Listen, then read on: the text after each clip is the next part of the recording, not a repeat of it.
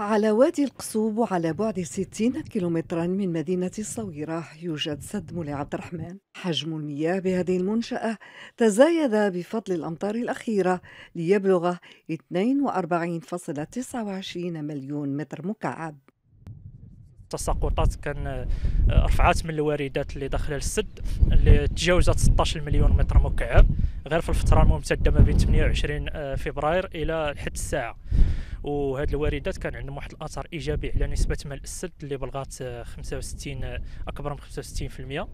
سد مولي عبد الرحمن يزود مدينة الصويرة بالماء الصالح للشرب، كما يضمن للقرى المجاورة مياه الري.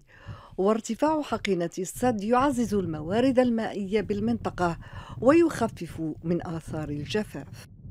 النوعية ديال السد هو من الردومات والخرسانة المسلحة. الأهمية ديالو أنه كيزود المنطقة ديال الصويرة بالماء الصالح للشرب.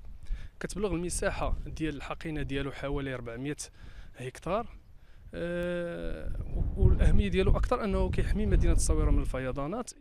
65 مليون متر مكعب هي سعة حقينة سد مولي عبد الرحمن الذي يحمي الفرشة المائية لإقليم الصويرة، كما يقيها أضرار الفيضانات.